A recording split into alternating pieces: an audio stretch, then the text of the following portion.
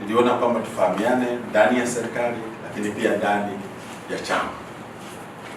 Lakini jambo la pili ni kupeana taarifa nini kinachoendelea, ili kama serikali tuzungumze lugha moja, na kama chama ambacho ndio msimamizi mkuu wa ilani, basi tuwe tunazungumza lugha moja na serikali yake. Kwa niliona kikao hiki tukiitisha, kwa sababu jana bahati nzuri nilipata nafasi ya kuzungumza na wenzetu wa Mtwara. Sasa nilisema na Lindi, baada ya kusema kwamba waje Mtwara itakuwa mbali sana, sasa mimi niwafuate, japo najua dada yangu hapa ametoka mbali kule Liwale na Chingwea. Nachingwea sijafika, nataka nikwambie Nachingwea nilifika mwaka 1993. Nilipita juzi wakati napenda Liwale, lakini nilipita tu usiku, kwa sababu sipakumbuki vizuri. Lakini nitafika. Kwa hiyo niliona kwamba tukutane tupeane taarifa. Sasa jambo la pili, nawashukuru kwa taarifa nzuri ambayo mmeitoa. Nawashukuru kwanza kwa mapokezi, lakini pia kwa taarifa ambayo mmenipa ya kilimo. Kwa kweli taarifa nzuri sana, imeshiba, nawapongeza sana. Na hasa kwa kuzingatia kwamba mmeniambia mkoa wa Lindi kwenye hali ya chakula hakuna njaa, mnajitosheleza garau. Kwa kweli hiyo ni faraja kubwa sana, maanake miaka ya nyuma ilikuwa ni kwamba ukisomewa taarifa unaambiwa huku kuna upungufu wa chakula. Sasa hapa mnaniambia hali ya chakula iko shwari. Kwa kweli hiyo nimepata faraja kubwa sana, kwa kweli ongea. Lakini pia nimefarijika kupata takwimu za zao la ufuta. Na takwimu sina uhakika kwa sababu bado sijakaa. Mnaweza mkawa ni mojawapo ya mikoa ambao mnaongoza kwenye uzalishaji wa ufuta. Sina uhakika sana, lakini nadhani. Kwa hiyo mnafanya vizuri sana. Na ni faraja kwamba angalau mna mazao mawili makubwa ya kibiashara, kuliko kuwa na zao moja likiteleza tu wote mnaanguka. Sasa nyinyi mko vizuri, kwa kweli hongereni kwa hilo. Sasa ndugu zangu, toka nimeteuliwa, tuseme tumeanza kazi tofauti kidogo. Wote ni mashahidi, mlisikia wakati na hapa. Baada ya kuapa pale, siku ya pili niliamkia huku kwenu. Nilibaki Mtwara, karibu wizara nzima tulihamia huko. Na hiyo ilitokana na maelekezo ambayo tulipewa na Mheshimiwa Rais. Sasa baada ya kutafakari, siku ile baada ya kuapa tu tulienda tukakaa na Mheshimiwa Waziri Mkuu, akanipa maelekezo. Basi nikakaa na watendaji wangu mpaka usiku, tukakubaliana basi tuangukie huko. Na bahati nzuri saa 1 tulikuwa tuko Mtwara. Tulipofika pale na sisi kama wizara, tukawa tumesema kwamba ngoja tujipange kwanza. Hivi kwanza tunaanza hivi tumekuja kufanya nini? Lakini tukawa tujue hata cha kufanya. Tukapangana pale, baadaye tukakaa tukatafakari, tukapangana. Mimi nikaamua kubaki Mtwara. Naibu wangu akaja huko kwenu pamoja na katibu mkuu. Pamoja na katibu mkuu, naibu katibu mkuu tukampeleka kwa Ruvuma kule Tunduru. Lakini nataka niwaambie siku ile hakuna aliyeelewa ni nini tunakuja kufanya. Tunachokikumbuka sisi, Mheshimiwa Rais siku ile alitamka akasema kwamba tunataka wakulima walipwe shilingi 3,500. Akatamka hivyo. Alafu akasema korosho zote tutazichukua. Na akasema jeshi litasimamia na itahakikisha kile kiwanda cha Buko, naita Buko si ndio? Kianze kazi ya kubangua, tutabangua zote. Sasa nilipotamka, kwa sababu hatujafika huku kuona hali halisi ikoje, ilikuwa ni kazi ngumu kidogo. Kwa tulipokuja ilikuwa ni kwamba cha kwanza tulisema tuhakiki kwanza tuna kiwango gani cha korosho katika maghala makuu. Hiyo ndio ilikuwa kazi yetu ya kwanza. Lakini kazi ya pili ilikuwa ni kwamba tuangalie sasa viwanda vilivyopo, ikiwemo hicho cha Buko, kwamba je, tuna uwezo wa kiwango gani wa kubangua hizi korosho tulizonazo. Na jambo la tatu ilikuwa ni kwamba sasa tufanye malipo. Sasa ndugu zangu, tulipofika tukaanza harakati za kupangana na kuzunguka. Tukazunguka mikoa yote hii mitatu. Tulitoa uzito kwenye mikoa mitatu. Tunajua kwamba uzalishaji wa korosho huko zaidi ya mikoa 7. Sasa hivi takwimu zinaniambia mikoa 17 inazalisha sasa hivi korosho. Lakini mikoa ambayo ina uzalishaji ambao umekamilika ni mikoa 7, ikiwemo Pwani, Tanga, Singida, Dodoma na Morogoro. Lakini mikoa mikubwa ni nyinyi huko, naongozwa na Mtwara, mnafuatiwa nyinyi, alafu nakuja Ruvuma, ndio nakuja Pwani, sijui uko Tanga na mingine. Lakini hata sisi mkoa mwingine ule ambao ulikuwa mkoa wetu zamani, mkoa wa Mbeya, nao umeanza kuzalisha waliposikia korosho inalipa nao wameanza, lakini uzalishaji kidogo. Sasa nini tulikibaini? Tulipoingia tu, kazi ya kwanza ya kuhakiki tuna korosho kiasi gani. Baada ya siku 2 tulibaini kwamba tulikuwa na korosho kama takribani 118,000 katika magara makubwa, tani 118,000. Lakini magara mengi yakawa mengine yamejaa, na tukaendelea sasa kufanya okay, tufanyeje? Tukawa tunashauriana mpaka hadi hapo tulipofika. Na baadaye mimi nikaanza kutoa na matamko, lakini nataka niwaambie, nilikuwa natoa matamko, sijafika kwenye wizara, sijakabidhiwa, sijasoma sera inasemaje, kama kuna sheria sijapitia hata moja. Ila kwa sababu niko uwanjani mimi natoa matamko. Maana mimi nilipo hapa niliamkia huko.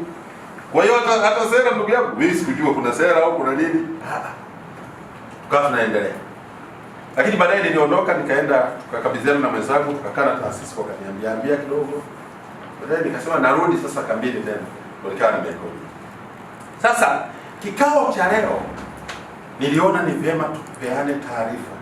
Tuko wapi? Tumetoka wapi?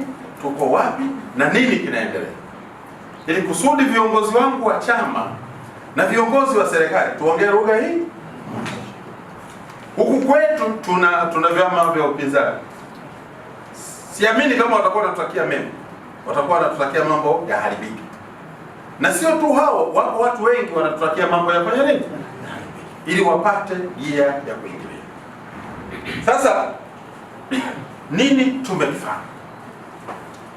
Jambo la kwanza, tuliamua kwamba kabla ya kufanya malipo tufanye uhakiki.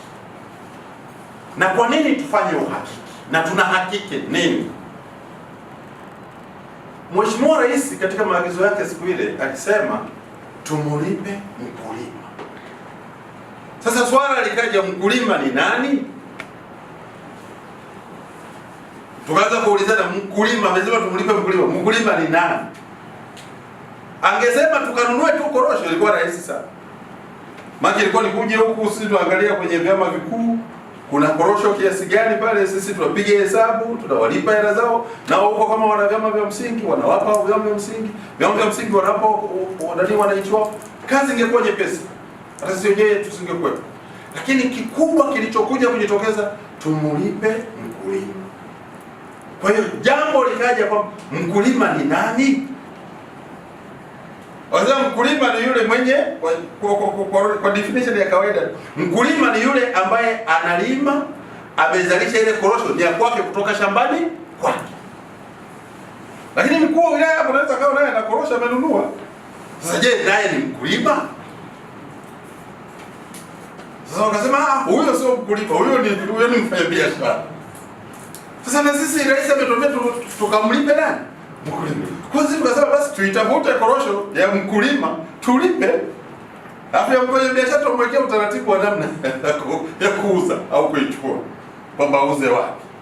Lakini ikawa bado ni complicated. Kwa hiyo tukaanza na hilo zoezi, tukasema sasa kwanza tuhakiki wakulima ni akina nani. Lakini nataka niwaambie ndugu zangu, nyinyi ni mashahidi.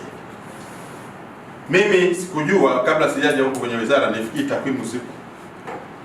Break ya kwanza nilipokaa na wenzangu wa bodi ya korosho nikauliza nipeni takwimu za wakulima. Hawana. Hizo takwimu zinazoonyesha huko sijui kitongoji gani tuna mkulima huyu, Abdara sijui Juma Huseni ana ekari ngapi, sijui ana miche mingapi, hatuna. Ukisoma zile kazi za bodi ya korosho, moja ya kazi yao kubwa ni kusajili wakulima.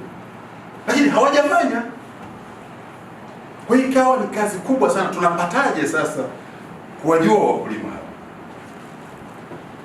Tulipokaa tukashauriana, ikawa ni ngumu.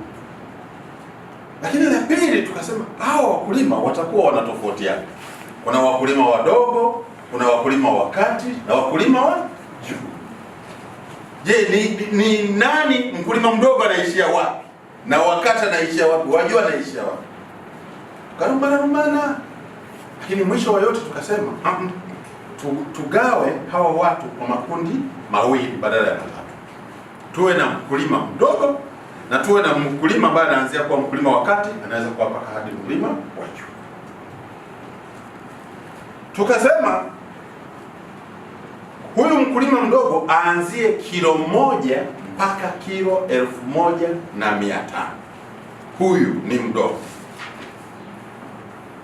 Hivi tukasema kwa nini tunataka kufanya hivyo? Watu wakasema unajua kwa nini tunafanya hivi? Tunamtafuta mkulima, lakini huko ndani kuna akina Kangoma. Wanasema Kangoma kwa nini tatizo? Kasema hilo ni tatizo. Kangoma hajalima. Ni mfanyabiashara asiyekuwa na leseni. Sasa sijui kama kweli mkuu wewe. Akina Kangoma hawana leseni. Hawana. Kwa hiyo ni mfanyabiashara ambaye hana leseni. Kwa hiyo wakasema kwa sababu huyu mfanyabiashara hana leseni, maana anafanya biashara isiyo halali. Angekuwa na leseni, ungekuwa hakuna tatizo. Maana anatambulika kwa mujibu wa sheria. Kwa hiyo ndo tukaanza sasa, tukasema lakini kwa muda tulio nao hatutaweza kuhakiki hao wakulima. Alafu unaenda kuhakiki shamba la mkulima. Nikienda mimi atanionyesha hili shamba. Alafu kija mwingine tena, wanamleta mwingine na ataonyesha shamba hilo. Utajuaje? Kwa hiyo swala la uhakiki likawa linaonekana ni ngumu. Kwa hiyo tukasema tuweke utofauti. Wale wa kilo 1 mpaka kilo 1,500, hata kama ni Kangomba mdogo. Si ndio? Huyo ni Kangomba mdogo. Sasa wewe Kangomba mdogo, tunaweza kumwacha tu basi tuchukue korosho yake. Kwa hiyo hawa tukasema uhakiki wao tutahakiki majina yao. Lakini tutahakiki kilo zao, tutahakiki akaunti zao za benki. Mtakumbuka Mheshimiwa Rais alisema kila mtu alipwe hela yake yote cash. Mimi nilipokaa na wenzangu huko nataka kulipa cash, sema ukiwaforenisha hapa wananchi, majambazi wote nchi hii watahamia huko. Wanasema ili pamoja kwamba maelekezo ya Rais ni mazuri, lakini cash kiutaalamu unaweza ikawa ni hela ambazo unalipwa kupitia benki, bado ni cash. Kiutaalamu, si ndio? Au unapewa hela, si ndio? Kwa hiyo tukaona njia nyepesi tuwalipe kupitia wapi? Benki. Kwenye akaunti zao. Kwa hiyo ilikuwa lazima tuhakiki akaunti zao. Lakini swala la shamba na nini, pengine tukaona hili litakuwa gumu sana kwa hao watu. Kwa hiyo hao wote wa chini tunahakiki taarifa za awali, kujiridhisha na taarifa za awali. Baada ya hapo tunaruhusu nini jamani? Wale wa pili wanaozidi kilo 1,500 na kwenda juu, akasema hawa uhakiki wao sasa uongezeke zaidi. Sio tu kuhakiki majina na nani, lakini watuonyeshe na mashamba, watuonyeshe wanalima wapi. Sasa rafiki yako mkuu leo umekuja juzi, sasa una kilo 10,000 sijui. Sasa shamba sio tuonyeshe tu, lakini lengo la kutuonyesha mashamba,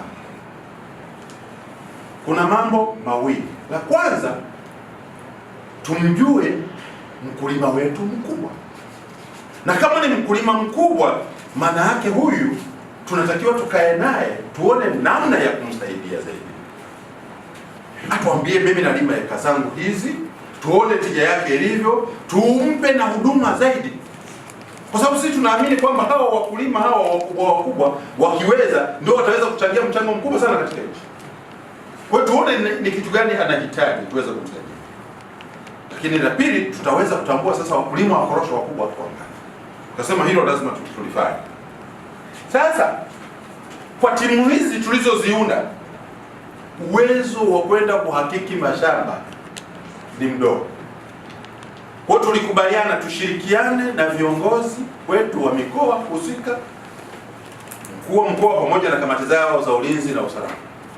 Kwa hiyo sisi wale 1,000 na wanaozidi 1,500, kazi ya kamati ile ni kuwatambua. Wakishawatambua wanatengeneza listi, ile orodha wanakabidhiwa wakuu wa mikoa, ikionyesha kwamba hii orodha wa wilaya ya Lindi ni hawa, wa wilaya ya Kilwa ni hawa, wa Ruangwa ni hawa. Sasa wale mkoa nao ukipata utawapelekea wakuu wa wilaya. Wakuu wa wilaya nao na kamati zao za ulinzi na usalama kwa utaratibu ambao watajiwekea wenyewe, watahakiki. Na wale wakituambia huyu kweli ana shamba, huyu tumeridhika na shamba la ukubwa huu, japo inawezekana ukawa na shamba usivune mwaka huo, inawezekana halikutoa mazao mazuri, si ndio? Kwa hiyo kuwa na shamba sio kwamba ndio kigezo, kama ndio, lakini tunasema ngano tujiridhishe tu ile kwa hali ya kawaida, sio 100%, lakini kwa kiwango fulani. Kwa hiyo tukasema kamati za ulinzi na usalama za mikoa na wilaya zitusaidie kwa hakika. Hicho ndio kinachoendelea mpaka muda huu. Nafikiri mmeelewa. Tumeelewana jamani? Lakini jambo la pili, wale waliohakikiwa ambao tumejiridhisha, wale wa 1500, lakini na hawa ambao wanazidi 1500 wakisharudisha majibu kwamba hawa tumeridhika nao, wote tuwalinde. Wote tufanye nini jamani? Tuwalinde. Sasa kasi ya ulipaji ilikuwa kidogo, maana ndio tulikuwa tunaanza kutengeneza mifumo, haikuwa kali sana, haikuwa kubwa, lakini sasa hivi angalau tumefika mahali pazuri. Jambo la tatu, tukajiuliza, hivi hii korosho tumeshainunua, yaani tumeshampata mnunuzi au tumefanyaje? Maana nyinyi huku tumezoea korosho yetu inakusanywa na vyama vya msingi, inaitwa kwenye vyama vikuu, kwenye magara makuu pale, si ndio? Alafu tunasubiri mnada. Mnada ukifanyika pale, kazi imeisha sisi, si ndio? Tunasubiri mfanya biashara chukue korosho, tumemalizana naye. Sasa hivi serikali inaingia pale. Je, serikali imenunua au haijanunua? Sisi kwa uelewa wetu tunasema serikali haijanunua. Na hili naomba ndio tuelewe. Serikali haijafanya nini? Haijanunua. Ilichokifanya serikali, na ni utaratibu wa kawaida kabisa duniani unafanyika, ukikuta kwenye soko hakuna uhalisia, hakuna haki, hakuna usawa sokoni, ambayo inasababishwa na kukosekana kwa baadhi ya taarifa sokoni kunako athiri bei, serikali inaweza ikaingilia kati kurekebisha hilo. Kwa tulichokifanya sisi, serikali imeingilia kati kurekebisha hali ya soko, na katika kurekebisha hiyo hali ya soko, serikali imesema korosho zote sasa haziuzwi. Tumesema korosho zote hazifanya nini? Zote tunachukua kama serikali, lakini yule aliyezalisha tumlipe hela yake. Ndio maana Mheshimiwa Rais akasema alipwe nani? Mkulima, ili aendelee na uzalishaji. Sasa baada ya kuzichukua hizo korosho, tutaziuza, tutazibangua, au tutazila, au tutagawana, au tutawapa Chama cha Mapinduzi yaani hatujaamua. Tumeelewana jamani? Hatujaamua. Kwa hiyo mpaka sasa hivi hatuna mnunuzi. Hilo ni jambo la tatu. Jambo la nne linalokuja kujitokeza kwamba sasa hii korosho baada ya kuichukua, maelekezo ya Mheshimiwa Rais ilikuwa ni kwamba tubangue zote hapa hapa. Alafu tukishabangua tutagawana kila mtu labda kilo 2 au ngapi huko. Tumalizane. Tujue mwaka huu mambo yamekwenda. Tulipofanya utafiti, tulipofanya uchambuzi wa viwanda vilivyopo nchini, tukakuta viwanda viko 25. Lakini hivyo vyote ni vya watu binafsi. Lakini tulipoangalia vile viwanda vilivyokuwa vya serikali vilikuwa 12. Tunakumbuka miaka ya nyuma tulijenga viwanda vingi, tukajenga 12. Katika 12 vinavyofanya kazi 5, lakini navyo viliuzwa. Wengine hivi vingine 7 watu waligeuza vile viwanda wameweka magoda. Kwa hiyo sio viwanda tena, wanaweka magoda. Kwa tukagundua uwezo wa ndani wa kuzibangua hizo korosho hautoshelezi. Tulipopiga wote watu binafsi wote, wao kwa mwaka wao kama wao walikuwa wanabangua tani 15,000. Tani 1000 ngapi? Tukasema je, tukiweka shift 2 au 3, yaani wakafanya kazi usiku na mchana, tutabangua tani ngapi kwa viwanda hivi vilivyo? Tumepiga hesabu, sitaki kuisema manake kwa sababu za msingi tumejua ni kiasi gani. Sawa sawa. Lakini kiwanda chetu kile cha Buko tulifikiri wakiingia pale wanajeshi siku ile basi tunaanza uzalishaji. Walipofika wakakuta mashine zile ni za miaka 10 iliyopita na hazijawahi kufanya kazi. Kwa hiyo ni kama hazifanyi kazi. Kwa tathmini inatuambia hata mitambo ile lazima tuibadilishe. Sasa wenzetu nao wanaendelea na utaratibu wa kuangalia wapi tutapata mitambo ya haraka ili tuisimike kwenye viwanda vyetu hivi, kusudi lile agizo la Mheshimiwa Rais la kuanza kubangua hii korosho yote tufanye nini? Hilo ni jambo la sawa jamani. Jambo la 5, tunakuja kuangalia katika hii bei ambayo Mheshimiwa Rais alisema tumlipe mkulima shilingi 3,300. Sasa tulipokuja huku tukakuta kwamba ukisema 3,300 huwa kuna gharama ambazo zimejengeka humo ndani. Huyu mkulima alipewa magunia, na magunia kama alipewa, si inabidi mkate hela yake, si ndio? Lakini nani ameiuza wapi? Aliuza kwenye chama cha msingi. Kwa chama cha msingi kina gharama zake bado.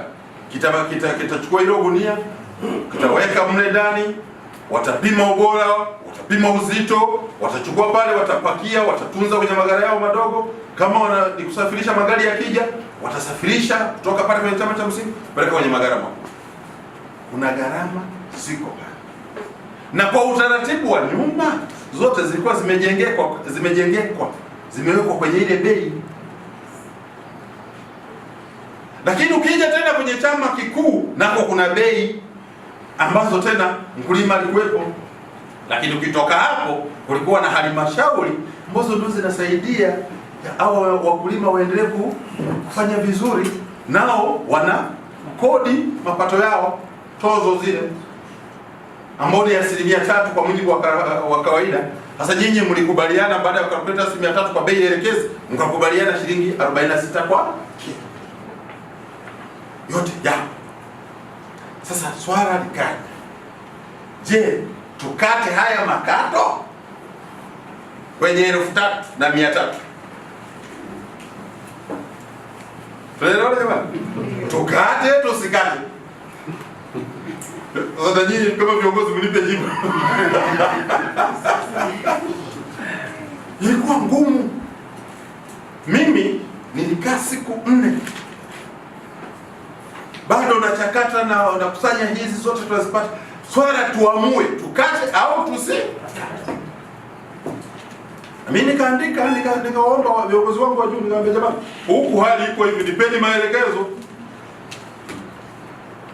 Maelekezo hayakutoka kwa wakati, siku zinazidi kwenda. Sasa nikasema hapa sasa tunafanyaje? Ukihesabu siku zinakwenda, huku watu pressure ni kubwa, watu wanasubiri nini? Hela. Kwa tukasema lakini hebu tuchukue ile hotuba ya rais tuione. Inasema mkulima alipwe 3,300. Alafu akasema kama kuna mtu anamdai asikate hapo, waende wakadaiane huko. Si ndivyo ilivyoelekeza? Kuna sisi wasema, lakini sisi tumesema wakadaiane huko. Kwa hiyo tunamlipa yote 3,300. Kwa hiyo mimi nikaisilisha tunalipa 3,300. Anayedai akamfuata mkulima. Sasa sijui kama mmewafuata. Ukienda kumfuata akamwambia mimi bado sijalipa. Maana sasa zinaingia kwenye account na uwezo kutumia kwenye account sasa sijalipa. Kwa hiyo tukawa hiyo hatua tumevuka. Kwa hiyo sasa tunamlipa 3,300 ngapi jamani? Makato haya. Lakini kiutendaji inaleta ugumu. Kwa nini? Chama cha msingi kwenda kumfuata mkulima kule wa mkate, chama kikuu cha ushirika wakamfuate, sijui mwenye gunia wakamfuate, tukaona ina ugumu, si ndio ndugu zangu? Kwa hiyo mimi nilitoa maamuzi, sio maagizo, nilitoa maamuzi, nikasema hizi gharama zingine zote ambazo zilikuwepo, tutakuja kukaa baada ya kufanya uamuzi wa kuuza korosho. Tumeelewana jamani? Baada ya kuuza nini? Kwa hiyo tulichoanza nacho ni kumlipa kwanza nani? Mkulima, ili aendelee na uzalishaji. Tumeelewana? Baada ya mkulima huyo, hii korosho tukishaikusanya tunatafuta masoko, ama tunabangua zote. Tukishabangua kwani tutakula zote kweli? Si tutauza? Tukiuza tuangalia sasa tumepata ngapi. Sasa nani anadai? Kuna wasafirishaji, kuna wapakiaji, sijui kuna mwenye gara, sijui kuna vyama vya ushirika, kuna halmashauri. Tuangalie tumeuzaje. Kwa hiyo hicho ndio kinachofanyika mpaka sasa. Tumeelewana jamani? Kwa hiyo naomba lugha ambayo tunaiongea ni kwamba bado hatujauza nini? Tukiuza tutajua tumepata ngapi, kusudi hizi sijui vyama vya ushirika, unioni, ndio tutakuja kukaa chini. Hiyo ndio lugha ambayo sisi tunatakiwa kuongea kama chama tawala na kama viongozi wa serikali. Jamani, tumeelewana? Tumeelewana vizuri?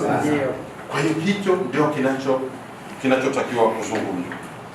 Lakini jambo la sita ambalo tunaendelea nalo sasa, tulipokuja huko sasa wanasema kutamka na kuweka sera ni vitu viwili tofauti na kutekeleza. Huku uwanjani nimegundua sasa hivi, kama mlivyosema wenyewe kwenye taarifa, kwenye baadhi ya vyama vya msingi wale wapakiaji wamegoma. Wanasema nyinyi si mmekata. Sisi baada ya kuona hali ni ngumu, tuliamua wale wa kwenye gara kuu, wale wapakiaji walipo. Tuliamua tukasema sasa hizi gharama bwana, sasa tutaendeshaje? Maana mimi mwanzoni nataka niwaambie, tuliamini jeshi walipokuja tukajua jeshi wanakuja na mali power ya kutosha, kwa hiyo watapakia wenyewe, wataenda kushusha. Jeshi walipokuja sasa, siku ile wanakuja na mimi najua wanatoa mzigo sasa. Yaani nimejiandaa, alipokuja mnazimu pale nikasema sasa mkuu, nashukuru umekuja na maelekezo ya rais mliyapata, kwa sasa sisi tuko tayari sasa. Akasema na sisi tumekuja hapa tayari, tunasema tumeshafika, tunasubiri maelekezo yako. Sasa mimi ndio maelekezo yako, mimi najua nyinyi ndio mna maelekezo. Akasema sasa sisi tunataka mpakue, mkapakue huko, sijui mpunguze huko. Sasa unajua kazi ya kupakua, kuchukua magunia, kubeba, kupakia kwenye magari, kwenda kushusha, kupanga, inahitaji ujuzi. Sisi sio wataalamu. Kwa hiyo kazi sisi hapana. Sisi tunafikiri mfanye kiutaalamu. Ila sisi tutawaletea gari. Tutawekea gari hapo, alafu mfanye hiyo kazi, alafu mtuelekeze tupeleke wapi. Bado mzigo nikaona unakuwa bado mkubwa. Kwa hiyo tulichokifanya, niliamua wakati huo, tuliamua kwamba sasa wale wanaopakia kwenye yale magari, ili wapakie kwenye yale magari ya jeshi, lazima tuwalipe. Kwa hiyo tuliamua kuwalipa. Tukalipa baadhi ya mikataba, tukawapa advance ili wawalipe wale, kusudi kazi iendelee. Lakini la pili, tukaongeza vijana sasa, wale watakaoenda kushusha kule ambako magari ya jeshi yanafanya nini? Maana kitu hatunao. Tulitegemea wakati ule mfanyabiashara anachukua kisha chukua pale kwenye gari, baba tunamaliza. Kwa sasa inabidi wakashushe tena. Lakini wakashushe wapi? Tukasema sasa kwa uwezo wa ndani huwa kubangua, kwa sababu una shida, tuangalie sehemu mbili. Moja, tuangalie Mtwara kwenye bandari pale. Tuweke kwenye magoda unangoja atakuwa karibu na bandari, ili kusudi kama tutaamua kusafirisha iwe rahisi kuchukua hapa. Nilipouliza nini hapo, wakasema hapa wakati yenu kidogo na pana shida. Wakasema hapa hiyo sasa. Wakasema lakini sasa ya Lindi ije. Mwanzo tukasema ya Lindi tuipeleke kwenye bandari ya Dar es Salaam. Lakini wakasema gari ile likichukua hapa litachukua siku 2. Sasa tukasema ngoja tuangalie kwanza magara ya hapa ili tukimbizane na msimu. Ndio kinachoendelea hicho. Tuko pamoja jamani? Sasa tumefikia wapi? Jambo ambalo limekuja kujitokeza, magara hayatoshi. Magara haya, na bahati mbaya magara yalikuwa chini ya Wizara ya Viwanda, Biashara na Uwekezaji. Jambo la 8, sasa tunauza wapi? Swala liko hivi, naomba tuelewane vizuri kabisa. Mpaka sasa hivi kama serikali hatujafanya uamuzi. Uamuzi ambao maagizo ya Mheshimiwa Rais ni kwamba korosho yote tunafanya nini? Tunabangua. Tunafanya nini? yote tunatakiwa kuipangua. Na mimi nafurahia uamuzi huu wa rais, ni mzuri, na rais wetu ni mtu wa mafanikio makubwa. Nitawekea mfano. Miaka nenda rudi tumeimba kuhamia Dodoma, dini tulihamia. Haikuwahi kutokea. Toka mwaka 74, si ndio? Dodoma makao makuu. Hata sheria kumbe haikuwa. Sheria ndio tumetunga mwaka huu. Sasa rais alitegea sana. Nilicheka safari ile nikasema hapa ametuweza. Aliacha bajeti zikapita, tumemaliza, bunge limeisha, mwezi wa 6 tulipotawanyika kwenda kwenye majimbo, mwezi wa 7 akatangaza kwamba nitahakikisha katika kipindi changu serikali yote nahamia wapi? Tulisikia sasa kila wizara zikaanza kutamka, mimi nahamia kesho kutwa, mimi nahamia sijui nini. Wote wale hakuna aliyekuwa na budget. Kachukua vitabu, hakuna aliyekuwa na budget. Lakini siliwezekana. Na wote sasa hivi serikali ilishahamia Dodoma. Simewezekana. Kwa hiyo rais wetu ni wa mambo makubwa, yanafanikiwa. Na duniani ukianza kuangalia kwa kuwe na budget ndio ufanikiwe, hutafanikiwa. Ukileta wataalamu wachambue kitu ndio ufanikiwe, hutafanikiwa. Kwa hiyo hata ile ambayo tunasema hatuna viwanda havitoshi, lazima yeye atuagize hivi tubangue. Sasa itawezekana. Itafanya nini? Itawezekana. Na sisi sote tukiamini kwamba itawezekana, itafanya nini? Itawezekana. Sisi tumejipanga kwamba kama itashindikana kabisa mwaka huu, sawa, tutatafuta. Tuna mbinu mbili. Na naomba mnielewe. Viwanda kwanza vyote vya watu binafsi, nataka tuingie navyo mkataba, wabambue korosho za serikali. Si walikuwa na bambua za kwao? Sasa mwaka huu hazipo na hawakununua. Wao wabambue za kwetu. Watubambulie, tuingie kwenye makubaliano, wabambue, watupe korosho zetu. Tutaamua sisi wenyewe baada ya kubambua, tutakula, tutagawana, tutafanya, tutaamua. Tukiona hawa hawawezi kubambua zote, tunatafuta hata watu wa nje huko wenye viwanda.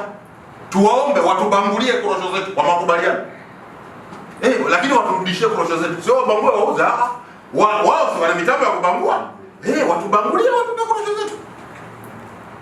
Hilo kwani haliwezekana? Inawezekana. Lakini jambo la tatu, tunatafuta wawekezaji wa kuwekeza. Jana kuna watu wengine wanaongea lugha nyepesi, mimi nikacheka sana jana. Nikasema hivi ni kweli? Maana tunatafuta sasa hivi mitambo ya kuchakata. Japo mmoja akaniambia tena rais watu wengine sijui kama mkweli. Hata ananiambia kuna mtambo yuko Ujerumani. Tumepata mtambo, tunataka waje watu kuwekeza. Nikamwambia okay. Huo mtambo unaweza kubangua kiasi gani? Akaniambia mtambo huo wenyewe unabangua tani 50,000 kwa siku. Tani 50,000. Nikamwambia wewe, tani 50,000 kwa mwaka, kwa mwezi, au akasema kwa siku. Nikasema una uhakika? Nikasema basi hebu tuambie huko tuilete. Maana hiyo kama ni tani 50,000, sisi korosho zote tunahitaji wiki moja. Sasa kile mtu anasema. Lakini jambo lingine, sisi tunajipanga kuangalia wapi tunaweza kuuza korosho yetu. Kama tukiamua kuuza, tunaangalia huko nje ya nchi, Vietnam, India, tunakusanya zile takwimu wanavyohitaji. Lakini nataka niwaambie, bei bado sio nzuri sana kwenye soko la dunia. Bei sio nzuri sana. Najua watawauliza, kwa hiyo kama mtauza kwa bei gani? Hilo hatuna jibu. Hilo ila mimi ninayo majibu yote, lakini hayo siwezi kuyasema sasa hivi. Lakini sisi tumepiga hesabu. Kama atanunua kwenye magari, gharama zetu ni shilingi ngapi? Kama tutanunua kwamba aje anunulie bandarini, wale wataalamu wanaita free on board, gharama zetu ni shilingi ngapi? Kama tutaamua tumpelekee mpaka kwake, ile wanaita CIF, tumepiga sisi hesabu. Kama ni Vietnam, kama ni China, kama ni India, tunajua. Lakini baada ya hizo kuna gharama, hizi ni gharama za kawaida. Tukitaka kupata faida ya 5%, shilingi ngapi? Tukitaka kupata 10%, tukitaka kupata 20%, tumepiga hesabu hizo zote tunazo. Tumejipanga vizuri. Tunachosubiri ni tuamue tufanye. Tushauriane, tuone tunafanyaje na hizo korosho. Tuko pamoja jamani? Jambo la 9 na la muhimu hapa, wapinzani wamechukua kama ajenda, wanasema serikali haina hela, haitaweza kulipa. Uongo kweli? Lakini mimi ni mtaalamu wa masuala ya fedha, mtaalamu wa masuala ya fedha, lakini mtaalamu wa mahesabu, lakini pia mchumi. Naamini katika kitu kimoja. Ukisoma duniani kote wanasema ukifanya biashara na serikali huwezi kupata hasara. Wale wataalamu nafikiri mnajua, wachumi mnajua, sio? Kwa nini? Kwa sababu serikali inaweza kauza zamana zile mnaita government bonds, treasury bills, si ndio? Zile tunasema wenzetu wanasema ni risk free business. Yaani ni vitu ambavyo ukinunua huwezi kupata nini? Kwa nini? Kwa sababu serikali duniani haiwezi kufilisika. Haiwezi? Sitaki kusema kwa nini haiwezi kufilisika, naweza kuambia hela ziko. Lakini ninachotaka niwaambie nyinyi kama viongozi wao, hela zipo. Uwezo wa kununua kama serikali tutanunua na tutawalipa wote. Hilo ndio kutoke nalo. Hela zipo. Jamani, tumeelewana? Kwa hiyo hivyo vitisho kada wanakutisha kwa kukwambia hawana uwezo, bila nataka ninakuhakikishia hela tunazo. Na ukitetea fujo kusema hatuna, sisi tunaenda kuchukua benki kubwa na sisi tunazo. Sisi za kwetu. Kwani sana? Anaanza kujiuliza. Tunazo, bila kuhakikishia tunazo. Kwa tumejipanga vizuri. Sawa jamani. Kwa hiyo hivyo vitisho wanavyovisema hivyo, mimi naomba visiwatishe kabisa uwezo wa kununua. Na tukiamua kubangua, tutabangua. Kubangua tunaweza kubangua kwa viwanda vyetu au tukapeleka India wakatubangulia, wakaturudishia korosho zetu. Alafu tukajipanga kila mkuu wa wilaya na watu wake. Sasa wewe unao wangapi? Tuambie tukuletee tani ngapi huko za kugawa, si ndio?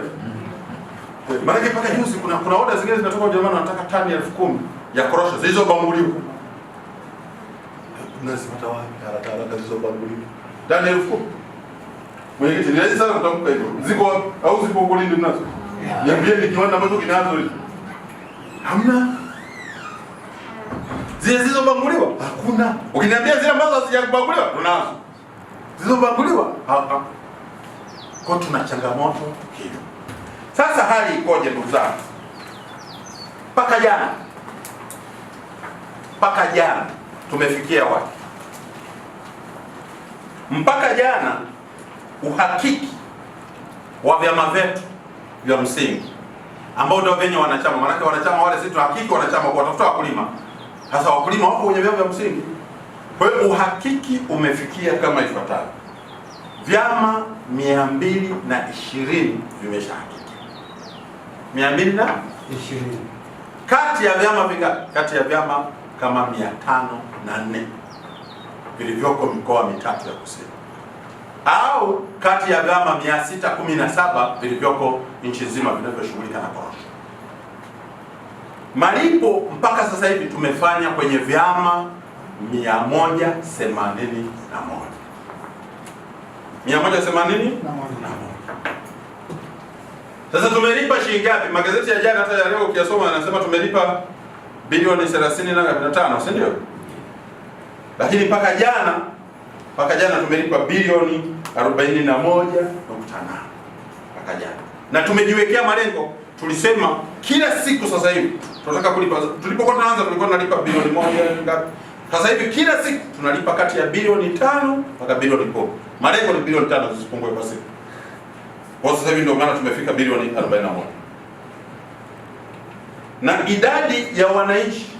Sasa hawa wananchi, tunaposema wananchi, maana yake mmoja anaweza kuhesabiwa mara mbili. Kama alipeleka kwenye chama hiki, alafu nyingine akapeleka chama hiki, sisi tunahesabu hao ni wawili. Sawa sawa? Kwenye uhakiki wetu. Kwa hiyo sisi tumewalipa watu mpaka sasa hivi wakulima 40,208 ndio tumewalipa. Sawa sawa jamani. Sasa kati ya wakulima wangapi? Sijui. Maana takwimu zinazo za wakulima wangapi. Ndio takwimu ambazo zinakosekana. Kwa hiyo hilo tumelifanya. Lakini tumejitathmini tukaangalia hivi mpaka sasa hivi ukichukua korosho tulizo nazo. Tunazo kiasi gani? Kwenye magara makuu mpaka sasa hivi kwa zetu toka tumeanza zoezi tukijumlisha na zetu hizo uza tumekusanya korosho tani 1,54,348. Hizo ndo korosho ambazo tumekusanya kwenye magara makuu. Sizungumzii zilizoko kwenye vyama vya msingi, na sizungumzii korosho zilizoko kwa wananchi. Nazungumzia zile ambazo zimeshafika kwenye vyama vikuu. Tumefika tani 154,344. Hizo ndio korosho ambazo tayari tunazo. Sasa kati ya hapo tuna 2,116 tuliuza. Mtakumbuka ile minada ya kwanza ambayo haifanya vizuri ile, si tuliuza? Tuliuza zile wale walinunua wakati ule, tunazitoa pale. Lakini baada ya hapo hizo zingine zote tunazo. Jamani, tumeelewana?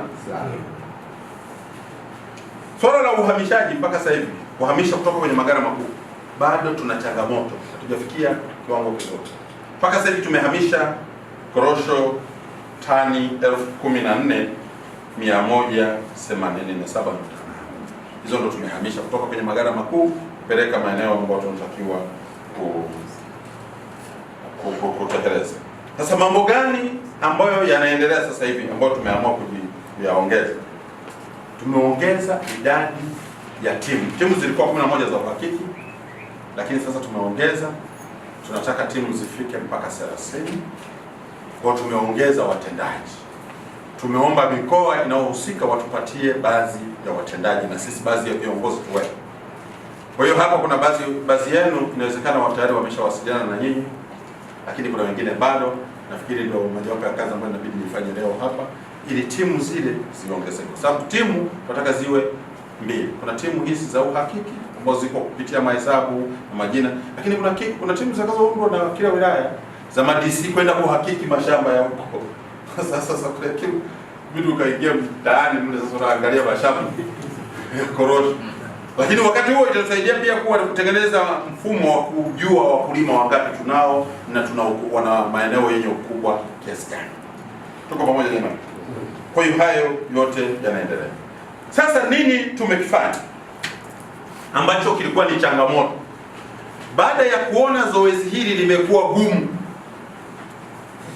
nimefanya maamuzi yafuatayo.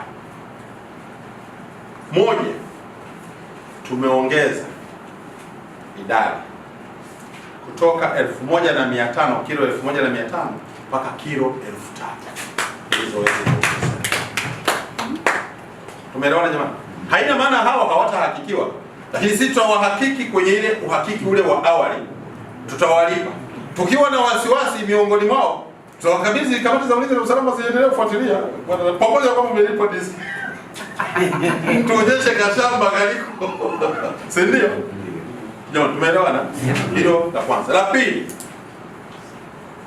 nimeamua wale wapakiaji wa kwenye vyama vya msingi ambao walikuwa wanadai muda mrefu, na wenyewe tumeamua kwamba ile kazi ambao wameshaifanya walipe zile fedha zao, ili kusudi waendelee na kazi ya kupakia zaidi. Jambo la tatu ambalo tumelifanya, ambao nimeamua nalo lifanyike, ni wale wasafirishaji wa kutoka kwenye vyama vya msingi kuja kwenye vyama vya vikuu, ambao wengi walikuwa wamesema wameshindwa sasa kusafirisha kwa sababu walikuwa hawana mafuta, wanasema wanadaiwa, wanasema sasa tumeshindwa, magari mengine yanabidi yapaki. Kwa tumeona sasa mvua inakuja, mvua inataka kunyesha, korosho ziko huko mitaani, ili zoezi liendelee, nimeamua kwamba wale nao wapewe advance, wapewe hela ya awali, angalau hata 50% ya madai yao walipwe kusudi waendelee na nini jamani? Ni imani yangu baada ya maamuzi hayo, sasa zoezi letu haliwezi kama litakuwa iwe ni bahati. Lakini jambo la 4 ambalo tuliamua, magunia. Niliambiwa magunia yanahitajika, na kuna maeneo mengine hawana magunia. Magunia tulisema magunia, gharama za magunia zote inabidi zilipwe. Sasa tusipokuwa na magunia tutachukuaje sasa hizo korosho huko? Tutachemka. Kwa hiyo magunia nao tunalipa, ili magunia yale yapatikane tuweze kuweka hizo korosho. Tumeelewana jamani? Kwa hiyo mimi imani yangu ni kwamba kwa maamuzi haya yatatufanya sasa hili zoezi liende kwa kasi, lakini tuweze kukamilisha katika kipindi hiki. Sasa hivi tunakimbizana na mvua. Jana wakati niko Mtwara pale, mvua imeshuka asubuhi, nitamani kulia. Sasa mama yangu, sasa inakuwaje? Maana mimi naambiwa huko mitaani kuna korosho ziko nje. Sasa mvua yani niliumia. Nikasema Mwenyezi Mungu, kama ungenisikia hebu nisimamisha kidogo hiyo. Japo ni neema nayo iendelee kujesha, lakini tungependa angalau kwanza tutoe zile korosho zetu kule, halafu tuseme sasa Mungu ilete mvua yako iendelee. Kama mwezi mmoja. Sio kama mwezi mmoja. Kwa hiyo hilo jambo la mwisho ambalo nitaka kusema, kwenye soko la dunia nimesema bei imefanya nini jamani? Bado sio nzuri sana. Lakini kutokana na kuzuia kwetu korosho kumesababisha ipande kidogo. Na kila siku kiangalia inapanda. Kwa sababu katika kipindi hiki mwezi wa 11 wanasema wa 10 mpaka wa 12 wanategemea korosho kutoka Tanzania. Sasa tumezuia. Kwa hiyo sasa hivi kidogo hali inaimarika, tunaweza tukapata, imani yangu tunaweza kusipata hasara, tunaweza tukauza. Tukiamua, lakini kuuza. Tukiamua tutakula wenyewe. Si ndio? Yote maamuzi zidi vya kwetu, kwani vitu vyetu wanatuwekea machati zidi vya kwetu. Ila kuanzia mwezi wa kwanza ndio kutaashiria korosho za kule Afrika Magharibi zitakuwa tayari. Sasa zile zinaweza zikaathiri soko. Kwa sisi tunaangalia hapa tufanyeje, ama tuwapelekee tubangulie korosho zetu tuletee, tuzipaki. Maana nimeambiwa hizi korosho hizi huwezi kuzipaki zikakaa zaidi ya mwaka kama hazijabanguliwa. Wanasema zinaharibika. Zingekuwa ziharibiki, singesema tunaweka kwenye magara yetu mpaka tutakapojenga viwanda tukikamilisha. Si ndio ndugu zangu? Kwa hiyo niliona kwamba ni muhimu kama viongozi wa chama haya yote myafahamu. Lakini kama viongozi wa serikali wote myafahamu. Ili sisi sote tuzungumze lugha hii. Maka haiwezekani kiongozi wa serikali ambaye uliapa kuwa mtumishi wa serikali, ambaye ni mtumishi wa serikali iliyoko madarakani, alafu ongea lugha tofauti. Na sisi kama chama, kama viongozi wa chama hatuwezi kuanza kuipinga tena mtoto wetu. Maana serikali si ya kwetu. Awe kilema awe kipofu ni wa kwetu. Kwa sisi lazima tuisemee serikali. Tupambane na hao wenzetu hao ambao wanaleta taarifa nyingi. Lakini nataka niwaambie vita si vyepesi, ni vigumu. Uongo jamani? Maana mimi nimeona juzi, nimekaa na wataalamu wangu nakaa nao, hizi taarifa hizi nakaa nazo. Nimeona watu wamechapisha kwenye magazeti taarifa ambazo naziona tulikuwa tunajadili kwenye vitabu. Kwa hiyo ina maana miongoni mwetu inawezekana na hapa kuna wengine si wenzetu. Sio kwamba mtu akiwa kiongozi ndio mwenzetu. Uongo wewe. Au unataka uombe wewe wako wote wako vizuri. Na leo hii asubuhi kabla ya kuja, na ndio maana nikachelewa kidogo. Kwanza usiku, moja ya vijana wangu ambao kwenye zile kamati nikaambiwa wanatafuta rushwa. Wanatafuta rushwa kwa hao wafanyabiashara. Nikamwambia yani anaenda huko, akamwambia ili nikaongee vizuri na waziri wa kilimo, kwa hiyo kata kidogo. Maana watu hawajabadilika, hawajasoma alama za kazi. Bado wana utamaduni ule. Na nimeshukuru sana usiku ule nimeifanyia kazi, nikampata kabisa kwamba ni nani na rushwa amechukua wapi.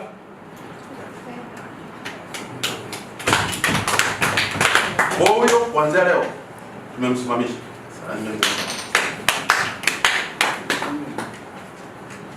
Namwagiza katibu mkuu wangu, nimemwachia pale achukue hatua za kinidhamu kwa mujibu wa sheria. Lakini kwenye kamati yao hayupo. Sababu hatuwezi wakati tuko vitani tunaendelea na hivi. Kuna watu wanataka waone serikali inafanya nini? Inaanguka, inashindwa zoezi. Na sisi tunasema zoezi hatuwezi kushindwa. Lazima tufanikiwe kama serikali. Na ndio chama tutakuwa salama. Si ndio ndugu zangu? Kwa mimi niwaombe tushirikiane. Niwaombe tuwe. Nimekuwa mkweli, nimekuwa muwazi. Najua kuna waandishi wa habari. Na nyinyi waandishi wa habari mtachuja. Si kila kitu cha kupeleka, si ndio? Vingine hivi nilikuwa naongea kwa sababu kuna yeye ndio viongozi wangu, nimeona niwape vitu vyote kwa uwazi. Kwa nini tumefanya hiki? Kwa nini hiki kinakwenda hivi? Niliona ni vizuri sana tuelewane ili tuwe tunazungumza lugha inayo. Lakini niseme taarifa yenu nimeipata ni nzuri. Kwa hiyo kwa leo sitaweza kuzungumzia chochote kuhusiana na kilimo zaidi ya kwamba leo nguvu zaidi tumeelekeza kwenye nini? Zao la korosho. Pale nyingine tutakuja tutazungumza ufuta, tutazungumza mazao mengine, tutazungumza nini tufanye kwenye kilimo. Hayo yote tayari. Leo zaidi